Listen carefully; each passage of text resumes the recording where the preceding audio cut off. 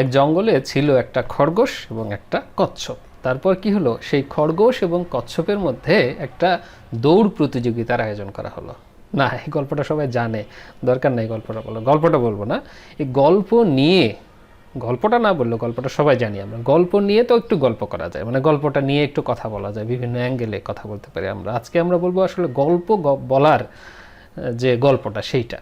তো খরগোশ কচ্ছপের গল্প বলার মানে ওইটা মনে পড়ার সাথে সাথে আমার একটা প্রশ্ন জাগলো যে আচ্ছা, যদি আপনাকে জিজ্ঞেস করা হয় যে ছোটোবেলায় পড়ছিলেন, শুনছিলেন, এরকম একটা গল্পের কথা মনে আছে বা নাম বলেন তো কোন গল্পটা, তা আপনার মাথায় একটা গল্পের কথা আসবে। তা আমার মাথায় মানে এই ছোটোবেলার গল্পের কথা আসলেই এই খরগোশ এবং কচ্ছপের গল্পের কথাই মনে আসে। আমার সাথে অনেকের কমন পড়তে পারে। আপনার যদি অন্য কোনোটা আসে আপনি জানাইতে পারেন, মানে কোন গল্পটা আপনার সবচেয়ে বেশি মনে আসে। তো আমার সবসময় কেন জানি এটাই মানে প্রথমে মনে আসে আর কি, আপনাদেরও কারো কারো আসতে পারে। তাহলে এই যে দেখেন 15, 20, 25, 30, 40, কারো কারো ক্ষেত্রে আরও বেশি বছর আগে আমরা গল্পটা হয়তো শুনছি বা পড়ছি, কিন্তু এখনও মনে আছে, সব মনে আছে, নিজেও বলতে পারি, একেবারে মুখস্থ, মানে কোথায় কী হয়েছে না হয়েছে, কেন হয়েছে, মানুষকে বলে শোনাই আমরা। কিন্তু গত সপ্তাহে আপনি ফেসবুক বা ইউটিউবে বা কোনো ব্লগে বা কোনো ভিডিওতে কি শুনলেন, তার 10টা পয়েন্টের মধ্যে কয়টা গুরুত্বপূর্ণ কথা আপনার আমার মনে আছে? হয়তো দুই একটা মনে আছে বা অর্ধেক মনে আছে, বা কারো কারো ক্ষেত্রে হয়তো টপিকটাই ভুলে গেছি, যে আসলে কী টপিকের ওপরে যে আমি কথাটা শুনছিলাম ভালো লাগছিল, কিন্তু কী টপিকের ওপর শুনছিলাম মনে নাই আসলে। স্বাভাবিক, এটাই হয় আমাদের। কিন্তু এত বছর আগেও গল্পটা যে শুনছিলাম এটা মনে আছে। অথবা কেউ যখন একটা গল্প দিয়ে কোনো কথা শুরু করে তখন আমরা কিন্তু মনোযোগ সহকারে শুনি। আচ্ছা তারপর কি হলো, শুনি তো কী হলো তারপর, তাই নাকি? এটা একটা অ্যাটেনশন ক্রিয়েট করে। আজকে আমরা এগুলো নিয়েই কথা বলবো, যে কেন গল্প অ্যাটেনশন ক্রিয়েট করে, গল্প কিভাবে তৈরি হয়, গল্প কিভাবে আমাদেরকে মনোযোগী শ্রোতা বানায়, এবং গল্প কিভাবে বলে মানুষ। আবার চলে যাই সেই খরগোশ এবং কচ্ছপের গল্পে, মানে গল্পটাতে না, গল্পের কথা নিয়ে কথা বলি আর কি একটু। তুই দেখেন খরগোশ এবং কচ্ছপের কথা মাথায় আসলেই সেই কচ্ছপ ধীরে যাচ্ছে, খরগোশ দ্রুত যাচ্ছে, তারপরে খরগোশ কোনো একটা জায়গায় ঘুমিয়ে পড়লো আরাম করার জন্য, দেখতেছে যে কচ্ছপ অনেক দূরে, কচ্ছপ আস্তে আস্তে 1 পা 2 পা করে আসতেছে, আপনি কিন্তু সব দেখতে পাচ্ছেন, শেষ পর্যন্ত কচ্ছপ জিতে গেল, তাই না? তারপরে একটা কিছু জানলাম, শিখলাম আমরা এই গল্প থেকে, সব কিন্তু আপনার মাথায় ভাসতেছে, দেখতে পাচ্ছেন আপনি সবগুলো। খরগোশকেও দেখা যাচ্ছে, জঙ্গলটাও দেখা যাচ্ছে, কচ্ছপকেও দেখা যাচ্ছে, খরগোশের দ্রুত হাঁটা, দৌড়ানো, ঘুমানো, তারপরে কচ্ছপের ধীরে ধীরে হাঁটা, সব দেখতে পাচ্ছেন আপনি, মানে একেবারে সিনেমার মতো দেখা যাচ্ছে। গল্প কেন তথ্যের চেয়ে বেশি মনে থাকে, অন্যান্য তথ্যের চেয়ে গল্প বেশি মনে থাকে? খরগোশ এবং কচ্ছপের গল্পটা আমরা কেন মনে রাখছি?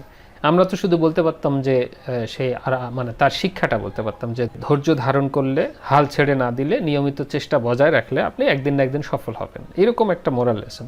শুধু যদি এইটাই বলতাম যে ধৈর্য ধারণ করলে, হাল ছেড়ে না দিলে ভালো কিছু করা যায়, তাহলে হয়তো আমাদের মনে থাকতো না। কথাটা তো অবশ্যই ভালো একটা উপদেশ, সুন্দর কথা, কিন্তু এতদিন মনে থাকতো না ওইভাবে, বা মনে ফিলিংসটা আসতো না।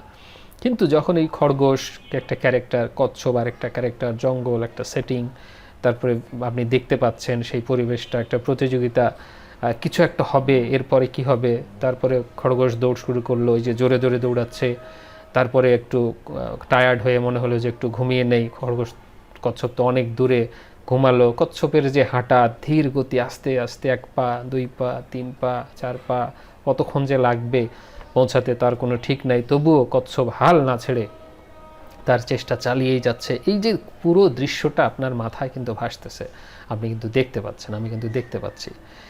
তো এই দৃশ্যটা দেখাটা একটা গুরুত্বপূর্ণ জিনিস।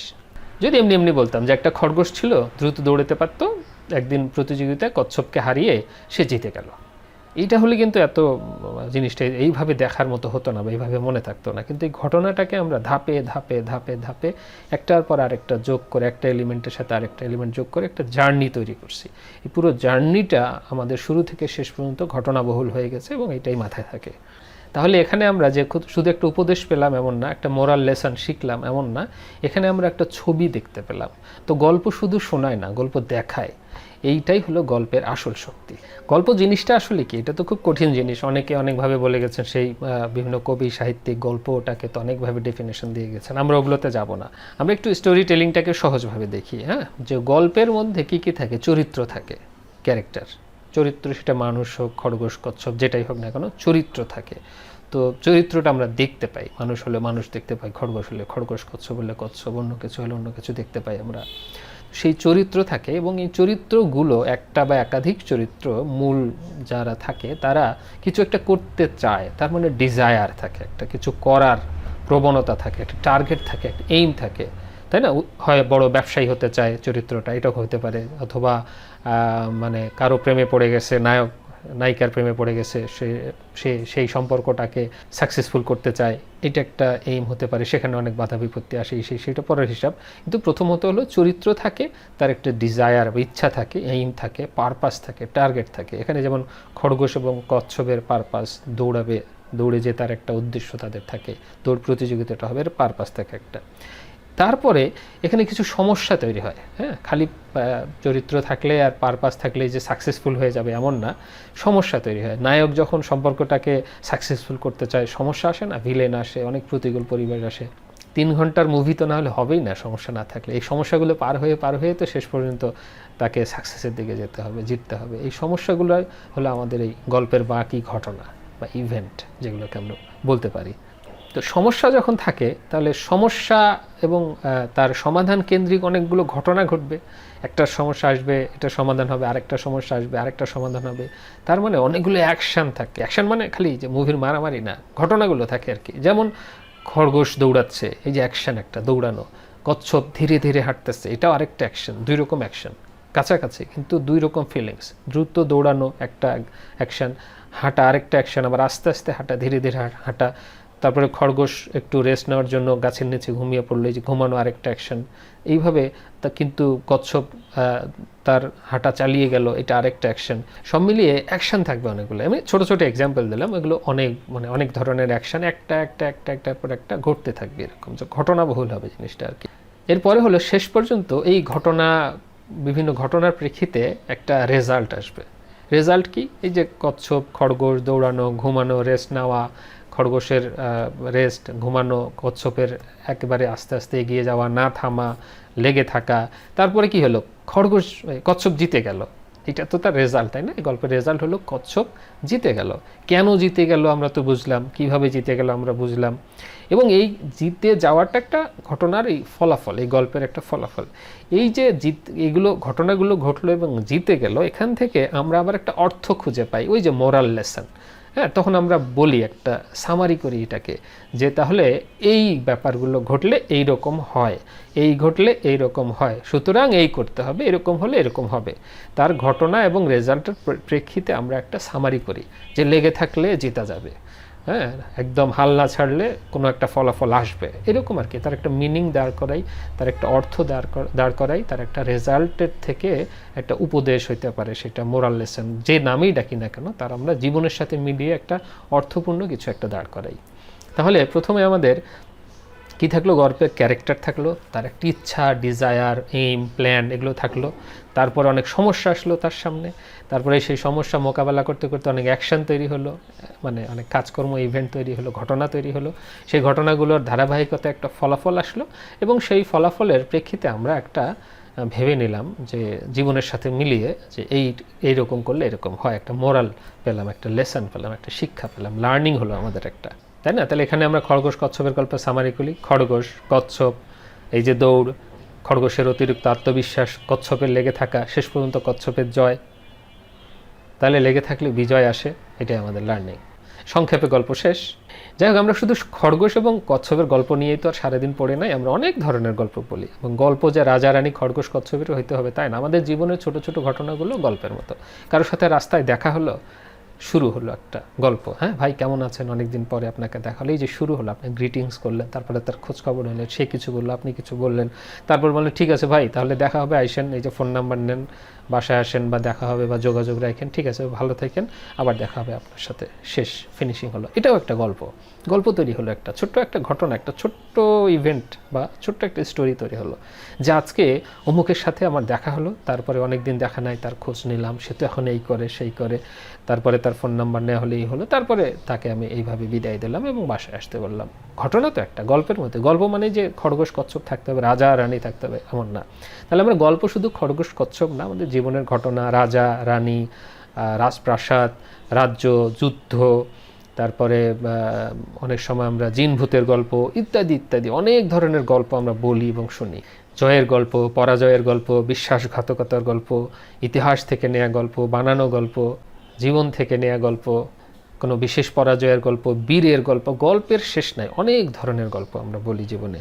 দেখেন রাজার গল্প, রাজাকে আপনি দেখতে পান, কিন্তু রাজার পোশাক, রাজার মুকুট, রাজার সেই চেয়ার, রাজার কথা বললেই কিন্তু আপনি রাজার একটা ছবি কিন্তু আপনি দেখতে পাচ্ছেন। রাজাকে আপনি রাস্তা দিয়ে হেঁটে যাচ্ছে, নর্মাল একটা মানুষ ফুটপাথ দিয়ে, এরকম তো দেখতে পান না রাজার কথা বলে। রাজাকে আপনি রাজার মতো দেখতে পান, রানীকে রানীর পোশাকে, রানীর সৌন্দর্যে, রানীর আশপাশে অনেক মানুষজন সহযোগী, এভাবেই দেখতে পান আপনি রানীকে। তাহলে আমাদের একটা চিত্র ফুটে ওঠে যখন আমরা গল্পের ক্যারেক্টারগুলো।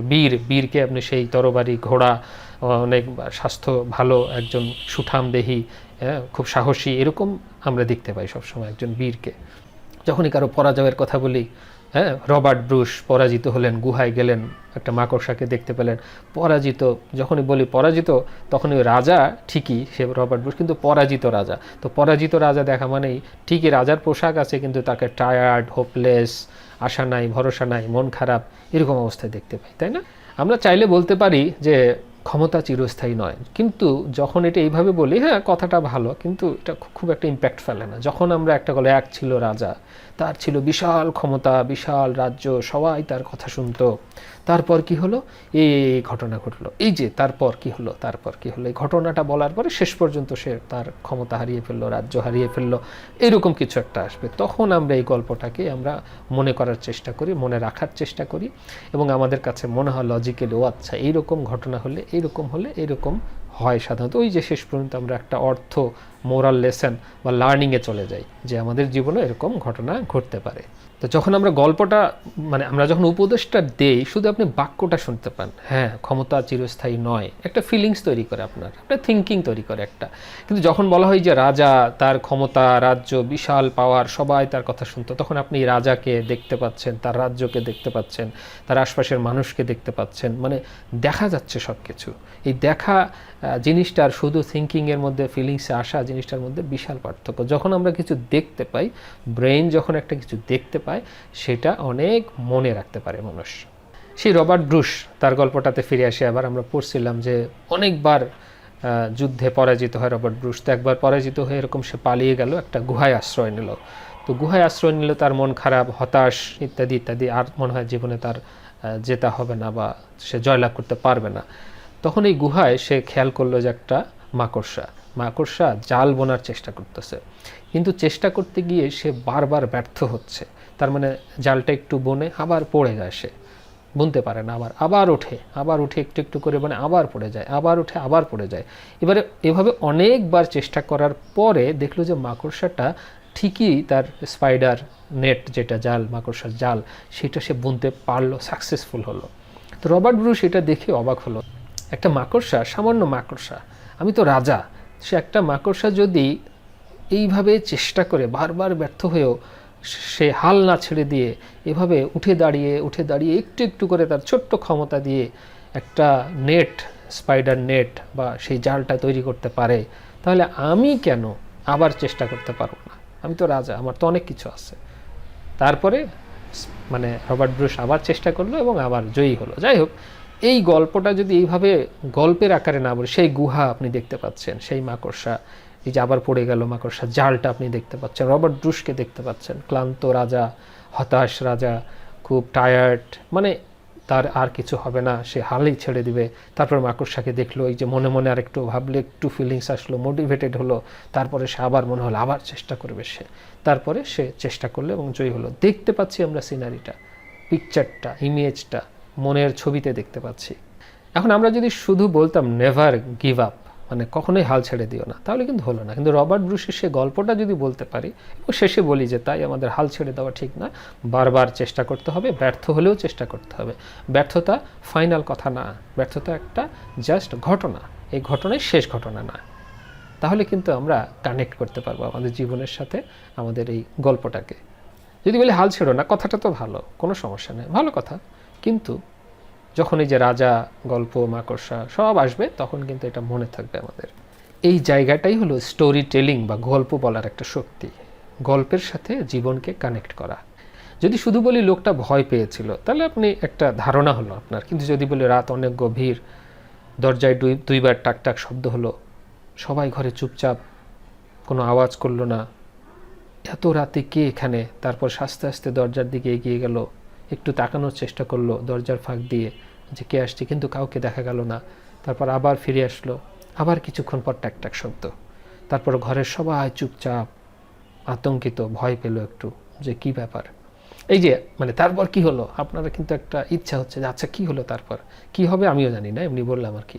তো এই যে একটা দৃশ্য, যে শুধু ভয় পেয়েছিল এটা একটা ধারণা, কিন্তু ভয়টা পাওয়া, আপনি দরজার টাকটাক শব্দ, টকটক শব্দ, যেভাবেই হোক না কেন আপনি শুনতে পাচ্ছেন, তাদের চুপচাপ থাকা, ভয় পাওয়া, সেই দরজা, বাইরে একটু আলো অন্ধকার, পুরো দৃশ্যটা আপনি কল্পনা করতে পারতেছেন। এই গল্পটা আপনাকে দেখাচ্ছে, আপনি শুধু ভয় পাওয়া ব্যাপারটা বোঝেন নাই, ভয় পাওয়ার জিনিসটাকে আপনি দেখতে পাচ্ছেন। এই দেখতে পাওয়াটাকে আমরা বলি ভিজুয়ালাইজেশন, যেটাকে আমরা বলি। এই দেখতে পাওয়াটাই হলো গল্পের একটা শক্তি। শুধু গল্প শোনায় না, গল্প আমাদেরকে দেখায়। আচ্ছা, এখন যদি দেখায় তাহলে তো একটা ছবি, একটা পিকচার, ফটো, ইমেজ, তাই না? দেখায়। শিল্পী যেরকম তুলি দিয়ে ছবি আঁকে, শিল্পী যেরকম তুলি দিয়ে তার ছবি এঁকে এঁকে এঁকে জিনিসটাকে ফুটায় তোলে, এই গল্প কিন্তু শব্দ দিয়ে ফুটিয়ে তুলতে হয়। শব্দ একটা লিখেও হতে পারে, লিখেও আমরা গল্পকে ফোটাতে পারি। হ্যাঁ, বড় বড় লেখকরা যেরকম তাদের গল্প দিয়ে, লেখা দিয়ে সেই গল্প ভিজুয়ালাইজেশন আমাদের মাথায় আমরা কিন্তু দেখতে পাইতাম ওই ক্যারেক্টারগুলোকে। আমরা সেই দেবদাসকে দেখতে পাই, হিমুকে দেখতে পাই, মিসির আলীকে দেখতে পাই, সব ক্যারেক্টারগুলোকে আমরা দেখতে পাই, নায়ককে, নায়িকাকে। আমাদের মনের কল্পনায় নায়কের চেহারা, নায়ক নায়িকার চেহারা ভেসে ওঠে কিন্তু। শব্দের খেলা। আবার সেটা বলেও হতে পারে। গল্পকার মানে গল্প যিনি বলেন, স্টোরি টেলার, তিনি কিন্তু এই শব্দ দিয়ে দিয়ে আপনার মনের মধ্যে সেই খরগোশ, কচ্ছপ, রাজা, রানী, সেই দরজা, টকটক শব্দ, ভয়, আতঙ্ক, চুপচাপ থাকা, সব কিছু কিন্তু ফুটিয়ে তুলতেছেন শুধু শব্দ দিয়ে। তাহলে শিল্পীর যেরকম তুলি, সেরকম গল্প বলার জন্য তৈরি মানে অস্ত্র হলো, আসল অস্ত্র হলো আমাদের শব্দ। এখন আমি যদি বলি সেদিন খুব বৃষ্টি হয়েছিল, যাওয়া আসা, অফিসে যাওয়া আসা করতে অনেক সমস্যা হয়েছিল আমার, তাহলে আপনি ধারণাটা পাইলেন যে একটা সমস্যা হয়েছিল বৃষ্টির কারণে।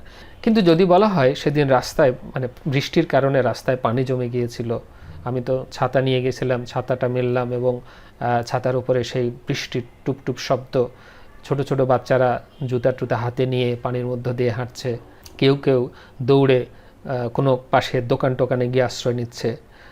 আর যদি ছাতার একটা ফুটা বানানো যায় এখানে, যে ছাতাটা ভালোই ছিল কিন্তু এক সাইডে ফুটা থাকার কারণে সেই ফুটা দিয়ে একটু একটু পানি এসে আমার গায়েও ভিজে যাচ্ছিলাম, আমি একটু একটু পানিও পড়তেছিল গায়ে, তাহলে তো আরও ভালো, গল্পের একটা অ্যাঙ্গেল বেড়ে গেল। এই যে পুরো ছাতার ফুটা, বাচ্চাদের হেঁটে যাওয়া, জুতা হাতে নেওয়া, মানুষজনের দৌড়ানো, বৃষ্টির টিপ টিপ শব্দ, দোকানে লুকানো, রাস্তায় পানি জমে যাওয়া, সব আপনি দেখতে পাচ্ছেন।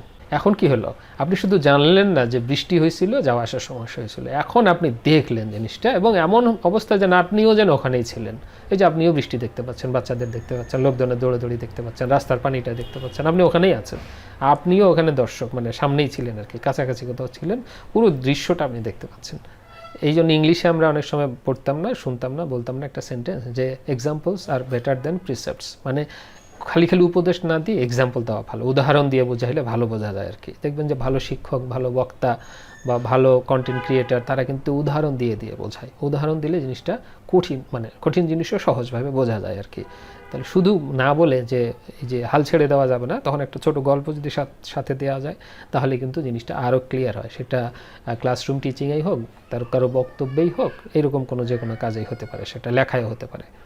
গল্প কিন্তু আমাদের এই যে অ্যাটেনশন ধরে রাখতে সাহায্য করে। এখন নিউরোসায়েন্সের জটিল ব্যাখ্যা আমি দিতে পারবো না, কিন্তু আমরা সাধারণভাবে বোঝার চেষ্টা করি যে যখন আমরা গল্প বলি এখানে একটা জার্নি থাকে, মানে একটা শুরু থাকে, একটা শেষ থাকে, ঘটনা থাকে, যেটা বললাম একটা একটা একটা একটা করে বিভিন্ন এক্সাম্পল, ঘটনা তৈরি হয়। কিন্তু যখন গল্প হয় তখন আমরা একটার সাথে একটা কানেক্টেড থাকে, কিন্তু আলাদা আলাদা না। তো জার্নিটা কানেক্টেড থাকে, একটা এক্সাম্পল আলাদা না, অনেকগুলো এক্সাম্পল মিলে একটা ঘটনার জার্নি তৈরি হয়। যখন আমরা বলি যে খরগোশ দৌড় শুরু করলো কচ্ছপ পিছনে, তারপরে কি হবে, কিছু একটা তো হবে, তারপরে খরগোশ ঘুমিয়ে গেল, হ্যাঁ এবার তো আরও জটিল বিষয়, এখন কি হবে, হ্যাঁ আমরা মনের মধ্যে একটা আগ্রহ থাকে, তারপর কি হবে, তারপর কি হবে, এই তারপর কি হবে এটা জানার একটা কিউরিয়াসিটি তৈরি হয়। এটাই আমাদের অ্যাটেনশন ধরে রাখার জন্য যথেষ্ট। যখন আপনি কিউরিয়াসিটি তৈরি হবে তখন আপনি মনোযোগ দেবেন ওখানে, আর যখন মনোযোগ দিবেন এই যে অ্যাটেনশন, আপনি শুনবেন তখন, এবং ওটা বেশি মনে থাকবে। যেখানে আমরা মনোযোগ দিই সেই জিনিসটাই আমাদের মনে থাকে। আলিফ লায়লা, আলিফ লায়লা দেখতাম না ছোটোবেলায় টিভিতে, তা আলিফ লায়লা মানে ছোট ছোট পর্ব হতো, তাই না? খুব আকর্ষণীয় ছিল আর কি, একটা পর্বও মিস করতে চাইতাম না। কিন্তু দুঃখের বিষয় হলো মানে একটা ঘটনা শুরু হলো, কিছু একটা ঘটনা ঘটলো, তারপরে একটু ছোট ছোট পর্ব তো এই শেষের দিকে কি এমন একটা জায়গায় শেষ করে ওই পর্বটা, খুব আকর্ষণীয় জায়গা, এখন কি হবে, মানে কেবল দৈত্যটা হু হু হা হা হা হা হুকুম করো আমার আকা, তো এই হু হা হা করে বের হলো দৈত্যটা, কেবল যে কিছু একটা বলবে, তাকে হুকুম করবে, এমন সময় ওই আলিফ লায়লার গান শুরু হয়ে গেল, সেই সুরটা, মানে ওই দিনের পর্ব শেষ, মনের মধ্যে একটা আকাঙ্ক্ষা, অ্যাটেনশন তৈরি করলো পরের পর্ব দেখার জন্য, মানে আরও আগ্রহী, মিস করাই যাবে না। এরপরে কি হয়, এই যে অ্যাটেনশন, আগ্রহ, এগুলো কিন্তু আমাদের নিউরো সায়েন্সের খেলা আর কি, অ্যাটেনশনের খেলা। জটিলভাবে ব্যাখ্যা না করলে এইভাবে আমরা বুঝতে পারি জিনিসগুলোকে। আমরা যখন তারপর কি হবে, তারপর কি হবে আগ্রহ থাকে আমাদের, যখন সেই জিনিসটা আমাদের মনোযোগ কেড়ে নেয়, আমরা মনোযোগ দিই তখন। এই জন্য কেউ গল্প শুরু করলে, এক ছিল রাজা, তার ছিল এই, কিন্তু কি ঘটলো জানো, এই ঘটলো, তারপর কি হবে, এইটার জন্য আমরা অপেক্ষা করে থাকি এবং অ্যাটেনশনটা দিই। তাহলে প্রথম কথা হলো আমাদের অ্যাটেনশন কেড়ে নেয়। 2 নম্বর বিষয় হলো আমাদের এই যে ভিজুয়ালাইজ করায়, মানে আমাদের দেখায়, হ্যাঁ, পিকচার তৈরি করে আর কি, ছবি তৈরি করে মনের মধ্যে। যে খরগোশ, কচ্ছপ, দৌড়, রাজা, রানী, মাকড়সা, রবার্ট ব্রুশ, গুহা, বৃষ্টি, ছাতা, ছাতার ফুটা, বৃষ্টির শব্দ, পানি জমা, সব দেখতে, মানুষজনের দৌড়াদৌড়ি, বাচ্চাদের হাঁটা, সব দেখতে পাচ্ছি আমরা, ছবি তৈরি হয়েছে মনের মধ্যে আর কি। যদি খালি উপদেশ দিতাম, ঘটনাটা বলার চেষ্টা করতাম নর্মালি, তাহলে এটা একটা ঘটনা, থিঙ্কিং, জাস্ট আইডিয়া হতো। কিন্তু যখন আমরা ছবি তৈরি করতে পারলাম, জিনিসটা কনক্রিট হলো, মানে দেখা যাচ্ছে, ছোঁয়া যাচ্ছে, এরকম একটা অবস্থা, যদিও বাস্তবে ছোঁয়া যাচ্ছে না, আবার দেখা যাচ্ছে। 3 নম্বর বিষয় হলো এটা আমাদের ইমোশনের সাথে কানেক্টেড, আমাদের জীবনের অর্থের সাথে কানেক্টেড, জীবন বোধের সাথে, মিনিং, অর্থ, কেন, লেসন, শিক্ষা, এগুলোর সাথে কানেক্টেড। যেমন খরগোশ এবং কচ্ছপ গল্পে, রবার্ট ব্রুশের গল্পে বা অন্য কোনো গল্পে কি ঘটেছিল সেইটাই শুধু আমরা খেয়াল করি না, কি ঘটেছিল এটা আমাদেরকে ওই ফ্রেমটা বুঝতে সাহায্য করে, গল্পের ঘটনাগুলোর সাথে আমাদের জীবনবোধ বুঝতে সাহায্য করে, আমরা ওই উপদেশটাকে ওই গল্পের ফ্রেমে নিয়ে যাই। কিন্তু কেন ঘটেছিল, কেন এরকম হলো, কেন খরগোশ হারলো শেষ পর্যন্ত দ্রুত দৌড়ানোর পরেও, অতিরিক্ত আত্মবিশ্বাসের কারণে, কচ্ছপ কেন জিতলো তার লেগে থাকার কারণে, রবার্ট ব্রুশ কেন বারবার চেষ্টা করে ব্যর্থ হওয়ার পরও আবারও চেষ্টা করলো, সেই শিক্ষাটা কি, যে বারবার চেষ্টা করা, ব্যর্থ হলেও চেষ্টা করতে হবে, লেগে থাকা, এই জিনিসগুলো আমাদেরকে শেখায়। তাহলে এই যে আমাদের ইমোশনাল এবং আমাদের লাইফের সাথে, মিনিংয়ের সাথে, লাইফের অর্থের সাথে কানেক্টেড। এই জন্য আমরা শুধু দেখি না, এটা মিনিংটা বোঝার চেষ্টা করি, জীবনের সাথে মেলাই। তাহলে স্টোরি শুধু ইনফরমেশন দেয় না, আমাদের ইনফরমেশনগুলো একটা অর্থে পরিণত হয় শেষ পর্যন্ত। শুধুই ইনফরমেশন, তাহলে আমরা বলতে পারি শুধু ইনফরমেশন দিলে মানুষ জানতে পারে, তার সাথে যদি আমরা কনটেক্সট বা সিচুয়েশনটা দিয়ে দেই, অবস্থা, প্রেক্ষাপটটা দিয়ে দেই, তাহলে মানুষ বুঝতে পারে। তার সাথে যদি আমরা ইমোশন দেই, ইমোশন থাকে সাধারণত গল্পের মধ্যে, তাহলে মানুষ ফিল করতে পারে, অনুভব করতে পারে, ইমোশন যেহেতু অনুভব করার বিষয়। এর সাথে যদি আমরা মিনিং যোগ করি, তার একটা অর্থ থাকে, অর্থপূর্ণ কিছু একটা জীবনের সাথে কানেকশন থাকে, তাহলে মানুষ সেটাকে মনেও রাখতে পারে। এবার আসি গল্পের ভাষাটা কেমন হয়। গল্পের ভাষা কেমন হয় আমরা কিন্তু বুঝি। গল্পের ভাষা হয় খুব সহজ, সহজ শব্দ, সহজ বাক্য এবং সহজ তার গাঁথনি, একটার পর একটা, খুব জীবনের, দৈনন্দিন জীবনের সাথে আমাদের মিল থাকে এরকম শব্দ গল্পে থাকে সাধারণত, তাহলে আমরা সহজে বুঝি। আর গল্পের বেশিরভাগ সময় যে জিনিসগুলো আমাদেরকে দেখতে সাহায্য করে, চিত্রটা ফুটিয়ে তুলতে সাহায্য করে, সেগুলো হলো অ্যাকশন ভার্ব, যেগুলোকে আমরা বলি। অ্যাকশন ভার্ব কোনগুলো, আমরা এই যে ট্রেনিংয়ে বা টিচিংয়ে অনেক সময় বলি অ্যাকশন ভার্ব, মানে কাজ যেগুলো আর কি। যেমন খরগোশ জোরে দৌড়াচ্ছিল, এই যে দৌড়ানো, তার জোরে আস্তে যেটাই হোক না কেন, এই যে তাকে বর্ণনা করলাম যে অ্যাকশনটা দৌড়ানো, আস্তে আস্তে হাঁটাটা অ্যাকশন ভার্ব, তার সাথে সে কিভাবে হাঁটতেছিল, এগুলো আমাদেরকে ফিল করতে সাহায্য করলো। হাঁটলা, দৌড়ানো, আস্তে আস্তে হাঁটা, জোরে দরজা লাগালো, এই যে শব্দটা আমরা মনে হয় শুনতে পাচ্ছি, টিপ টিপ শব্দ, বৃষ্টির শব্দ, ফোঁটা ফোঁটা পানি পড়তেছিল টুকটুক করে, দৌড়াচ্ছিল কেউ, সেই দৌড়ানোর জন্য শব্দটাও আমরা শুনতে পাচ্ছি। এরকম কিছু কিছু জিনিস। সে ফিস ফিস করে কথা বললো, এই যে ফিস ফিস মনে হচ্ছে আওয়াজটা আমরা শুনতে পাচ্ছি, ফিস ফিস শব্দটা। সে পড়ে গেল, সে আবার উঠলো, এই জিনিসগুলো অনেক সময় আমাদেরকে খুবই সহযোগিতা করে এগুলো বুঝতে এবং স্টোরিটার ইমেজটা তৈরি করতে, কল্পনা করতে, চিত্রটা তৈরি করতে। এগুলো আমাদের গল্পের মধ্যে যে মুভমেন্ট তৈরি করে, মানে খরগোশকে তো হাঁটতে হবে, দৌড়াতে হবে, তাই না, তাকে তো দৌড়ানোর ওই মুভমেন্টটা আমার লাগবে, ওই দেখতে হবে যে সব দৌড়াচ্ছে। কচ্ছপ আসতে হলেও হাঁটতেছে, আস্তে আস্তে হাঁটতেছে, ওই স্লো মুভমেন্টটাও আমাদের লাগবে, এমনভাবে বলতে হবে বা লিখতে হবে যেন স্লো মুভমেন্টটাও আমি বুঝতে পারি।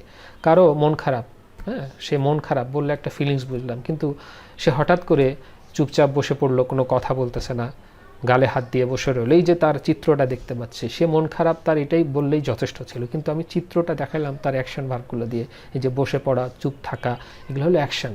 তার কি অ্যাকশন নিচ্ছে, সে কাজ করতেছে কি, সেগুলো আমি ফুটিয়ে তোলার চেষ্টা করলাম। এখন আমি ওই লোকটাকে দেখতে পাচ্ছি, চুপচাপ বসে আছে, কথা বলছে না, বিষণ্ণ দেখা যাচ্ছে তাকে। আমরা যখন কোনো প্রেজেন্টেশন দেই, কোনো কথা বলি কারোর সামনে বা পাবলিক স্পিকিং করি, তখন কিন্তু আমাদের এই গল্পগুলো খুব বেশি ইফেক্টিভভাবে কাজে দেয়।